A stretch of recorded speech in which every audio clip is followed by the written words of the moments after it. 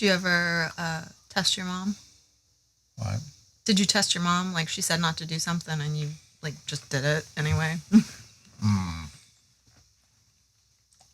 Probably. I would say I daily did. I Yeah. don't remember. My poor mama. I did some of the things she told me to do. It was just, I was the type of kid that you could tell me that the wall was hard. You could tell me that it will hurt if I hit it, but I need to experience it for myself in order to understand what you're talking about and then have that own internalize, I guess, what somebody's saying to me. Did you jump on your bed? Yeah. Yeah, I did. Yep. You're one of those kids. Yeah. I think that all kids can be deduced to two types of kids. The kids that jump on the bed and the kids that don't jump on their bed. It's bouncy. Now, if I'd had like a memory foam mattress like folks have today, there would be no bouncing on the bed because you just sort of quicksand into it a little bit. Yeah. Mm-hmm. That's not as fun. Not as fun. No. It was because it was fun. Yeah. Yeah, for sure. So this song was written by Randy Newman, who the only real song that originally the only song I knew about him that he performed was Cars, a song called Cars. That was a hit. And, he's a pretty well-respected songwriter, I found out later, and has his hand in several hits or several songs. Yeah. I couldn't be pressed to name them at the moment, but, I never realized until more recently, past 10 years probably, or, thereabouts, that Three Dog Night was somewhat considered a supergroup because it was three lead singers. Mm-hmm. Yeah, it's kind of amazing. The band. Yeah. Yeah, can you imagine the egos of three lead singers all be setting aside their thing, to serve the song, though? I think, like, if you're there to serve the song and to deliver the best possible, you begin to understand, too, your comrades' strengths as well as their weaknesses, and you help to challenge and sharpen those things and become better, but also you're playing to everybody's strength when you're on a recording or on a show. Of course, they have good harmonies. Amazing. With strong leads. Mm-hmm. Catchy lyrics. Often. Weird cadence. Again, we've talked about depending on who was singing. Lyric cadence, yeah. And a lot of blues based in there. A lot of blues influence in their songs. Mm-hmm. As I look back on it, I thought that they were more of a pop thing, but really not as much as a blues rock band. If you listen to them, even songs like Jeremiah was a bulldog, Joy to the World. Jeremiah was a bullfrog. Yeah, he's a bullfrog. Yeah, right? Frog. Yeah. Not a dog. Well, yeah, slip of the tongue first. I was just making sure. Right. I was like, that doesn't sound quite right. But also, it could be. Good blues influence. This song has a little. We actually took a little more bluesy than the original, I think. And then a song as one does when you have a single instrument versus a whole menagerie. And the Never Been to Spain, of course, that's been a staple of our live repertoire for many years. Mm-hmm. And I think, if I'm not mistaken, that covers all three of their lead singers, the three songs I just mentioned. But if not, I know that the two that we've performed are definitely different singers. But I'm curious, we have a lot of classic rock aficionados. Aficionados? Aficionados. I'm just picking on your pronunciation today. It was a late night. Drink your coffee. I was up late recording. Till past 2 a.m. Yeah. And now it's, barely noon, and we're getting ready for a show tonight too. So, but I'm curious if we have any classic rock aficionados. There you go. Who know where the name of this band came from. Three Dog Night? Yeah, the name. Of course, the three, I never associated with three lead singers, and it's like, when I was younger, I never really put a whole lot of thought into band names. People ask us about our band name all the time, which is completely off topic and will not get discussed today. But Three Dog Night, they had the three lead singers, which I finally put that together when I actually realized they had 3 lead singers. You know, a lot of bands, I think, you know, maybe that talks about their music. It's like, you know, I never stopped to comprehend, like, even in the very early days, I didn't stop to think that Pink Floyd had 2 lead singers. You know, the Beatles I always knew had everybody sang. I mean, they were the Fab Four. But with the Pink Floyd, you know, it was like later on. I mean, at a much younger age, I realized it. You know, much sooner I came to that realization. But then, even like a band like Little Feat, and I was like very enthralled by Lowell George, and never stopped to think that they have 2 lead singers. You know, and the Grateful Dead, I was kind of always generally aware that, you know, Bob and Jerry carried the majority of their songs. But maybe, you know, I think that sometimes the band blends so well with their harmonies. You don't know who's doing what. It's like, maybe unless you really stop and pay attention, you know, you don't know who's doing what sometimes, especially if you're listening casually. Yeah. You know, a lot of that all changed when I became more involved in music, I think. And after, you know, I've been playing guitar for several years, started playing in bands, then I was like, wait a minute. You know, it's like you're paying closer attention. It's not just playing in the background. It's not just something that you're, you know, sitting in your room playing a board game with your friends, or, you know. It's the soundtrack of what you're doing. It's not the soundtrack of, you know, you start to really dive into it. And so, anyway, back to the name. You know that they got the 3 lead singers, so there's the 3. That's easy, but also an association to, you tell us. You know the story.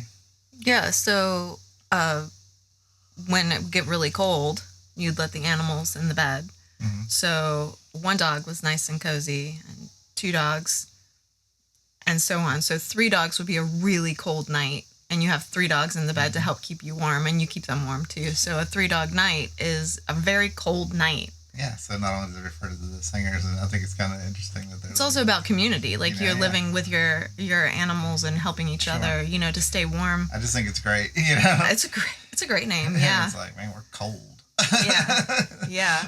But also, yeah, it's a great name, the 3-dog night. Also, I wondered too, when I heard that story though, do they identify with the dogs or the people in that scenario? Like, are you letting the dogs in, or are you the dogs being let in? Right. And it's funny, right? Because as a musical family, and we've always been a musical family, like, we come up, like, I think any family comes up with their own sayings that they adopt, you know? Yeah, you get your own internal vernacular for your family. You know, we have what we refer to as a 3-cat night. So when it's really cold in the winter, all the cats, and we might have even mentioned it on here before. Yeah. But when we have a really cold night, we want all the cats in the house, and they usually all pile on the bed, and it's a 3-cat night. Yeah. And it usually, in reference to, or 3-cat bed, is 3-cat bed, call it, but it's in reference to 3-dog night. Yeah, and it usually ends up like the next morning with us being completely contorted and having cricks in our necks and whatnot, because the cats have sprawled out and taken up all the square inches. I can't help, you know, we never let our dog sleep on the bed when he was with us, Mojo. Oh, we did when we had a cabin. He would get up on there. Yeah. When he was a huge dog. When we would go to like state parks and do the cabin thing, and we'd do a lot of hiking, and we're like, well, he can sleep on the bed with us, you know. They were usually lower beds too, so he could get up there. Over 100 pounds. Yeah, they had much lower beds than we had. Yeah. But he was definitely a bed hog.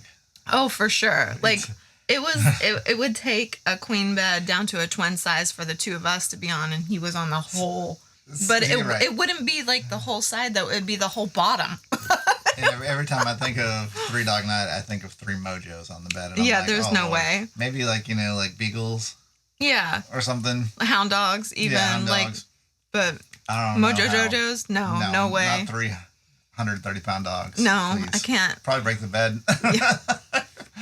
The dogs get the bed at that point. You sleep on a pallet on the floor. Yeah. But, yeah, you know, I just like how music, you know, has impacted our life so much. It's like we wouldn't know most of the people we know if it wasn't for music. Right. You know?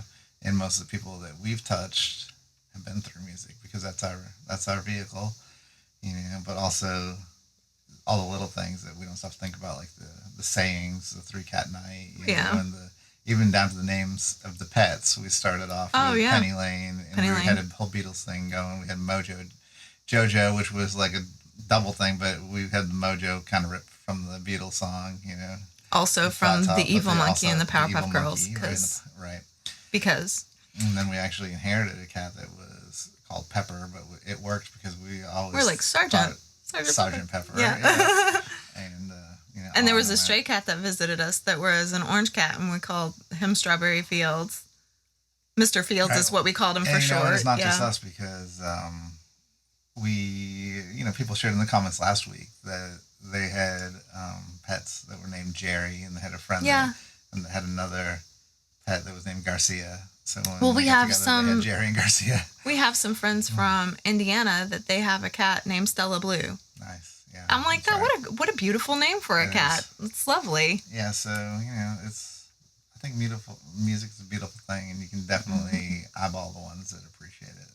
Because it permeates their life. Yeah, exactly. It kind of sneaks in, and permeate is the great word. I can't imagine it not. I can't imagine being a person that, and it's fine, if you are, because there's a lot of people that are, but I can't imagine being a person that the music was just kind of background, or at least I can't imagine going back to that type of person, where it was just background. It's like unlearning how to read. You can't. Yeah.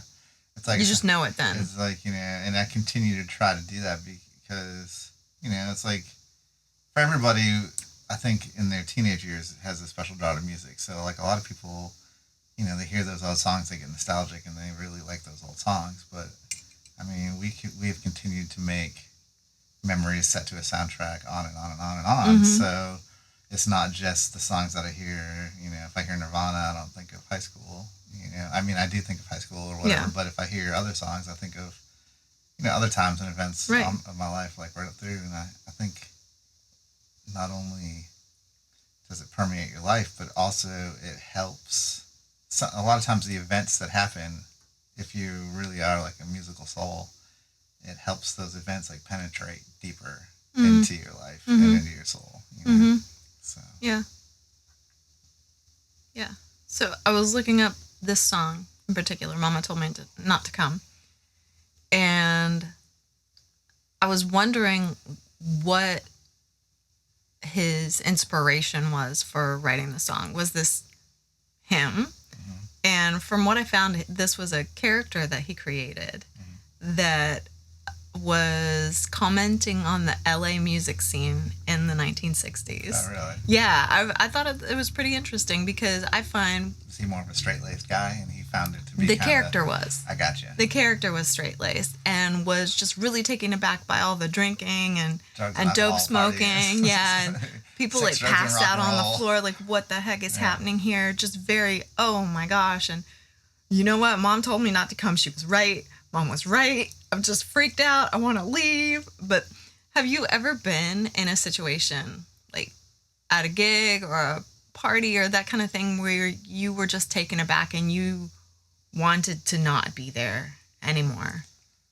I can think of events where they're probably, not suitable for mixed audiences, that have happened that I was taken aback for sure. Not necessarily that I felt threatened that I wanted to leave. You didn't feel like you were at risk or anything. I never, I've always been a pretty open individual, and I've always been okay with, I never felt the struggle to succumb to peer pressure. Okay. Really as much.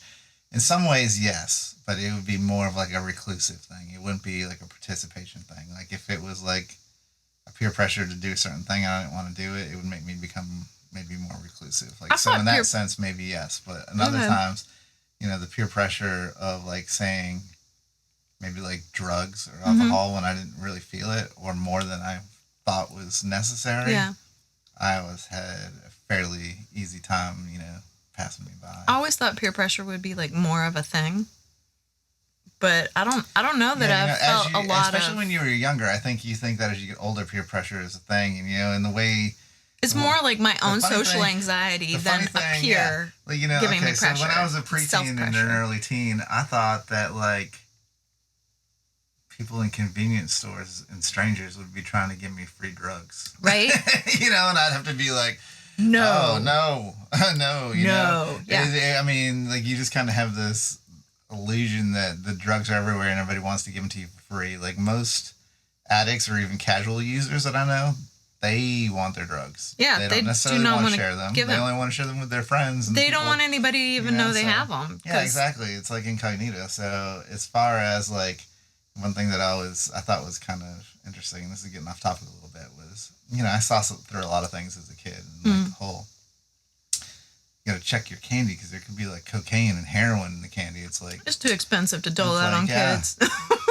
I don't think Yeah, I don't think that's the drug dealers are doing like, that. If that happened, it happened once, and it was meant for like their friends or something. It wasn't meant for little kids. That was not a thing. Like in the scope of nefarious things, misplacing of your tax money is a lot higher on the scheme of things that are likely to happen than finding drugs in your candy. You know what though? I will say this: it did allow the parents a chance to go through and pull out some of their favorite candy. Yeah. And stash it aside. Yeah, I think it was a conspiracy from adults. Yeah, cool. It's cool because they drove our butts around. They made sure we had a costume. Even it was a trash bag with some Sharpie marker on it. We were dressed. Like we they made sure we were having an experience, and they deserved their little cut from the top of the candy stash. It's interesting. Like I think you could summarize like everything that's changed in America just by looking at Halloween, because you used to go to the neighborhood and you always like, so when I was a kid, I can think about like, first of all, like you knew all your neighbors. Now you hide from all your neighbors. Yeah. If you got a cookie from one of your neighbors, it was usually very good. And it wasn't something that you like turned up your nose at. It was like, oh, they took the time to make sugar cookies, and you respected it even as a kid. Those delicious caramel covered popcorn balls. It wasn't like we never went to major subdivisions to try to fill bags of candy after bags of candy to see how much candy we could get. There was no such thing as trunk or treat where you go to a parking lot. I think parents tried to keep the consumption of the candy sensible. It was where, you ate your whole bag of candy in 3 days. Well, that'd be, your whole bag of candy might have been like 30 or 40 pieces of tops, of small candies, Did you ration your candy for yourself? I did. Like, a lot of times I would eat my favorites first and the other ones later. But, anyhow. What was left over at the end? Leftovers at the end were usually, like, anything, like, black licorice. Agreed. I wasn't a big fan of the bit of honeys and the daddy, whatever it was, the other sugar daddies, because they were, like, too chewy for me at the time. Yeah. Now, of course, I love them. Yeah. Just... What about the ones that came in the orange and black wrapping? They were supposed to be like a peanut butter taffy, but it didn't do what it was supposed to do or something. I don't know about all that. I don't remember everything that I got, but I do remember, some in my favorites. Really hard double bubble. I really like bottle caps, and especially when they had the root beer ones. Yeah. So it was like you'd open 10 packs of bottle caps and put like certain flavors aside so you could get the root beer ones. And then I put them all Same with the Starburst. You put your I always thought it was better if you had like 3 or 4 root beers at a time. So I'd eat like all the root beer ones because it kind of gives you that flavor in your mouth. Did you ever get the wax lips? Yeah, they were like a trash can thing, trash bin. But then the other thing that, thinking back on that was really bizarre that I've never seen hide or hair since childhood Halloweens was individually wrapped orange circus peanuts. Oh, I'm glad that's done. Yeah. That's good. But I do have that. It's good for it to be gone. Yeah. Okay, I'm good. Yeah. Yeah, we're better without it. Anyhow, we did say we told the story of the Three Dog Night. Yeah. So if instead of saying our band name, let's do a thing this week. What do we? Let's have people tell us what they think our band name means. Nice. And see how close anybody can get. Okay. And nobody that actually knows. Challenge. Yeah. Nobody that actually knows. I don't know if anybody actually does know. Do you know? Maybe we'll talk about it at some point.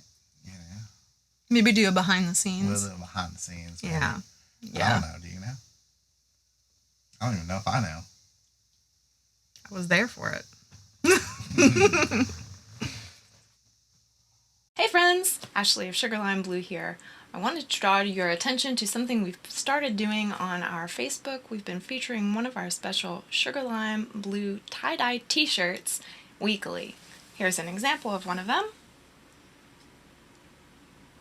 You guys seem to be enjoying this, so we're going to keep it up for a little while. So make sure you're looking for us on Facebook with our special weekly Sugar Lime Blue tie-dye t-shirts.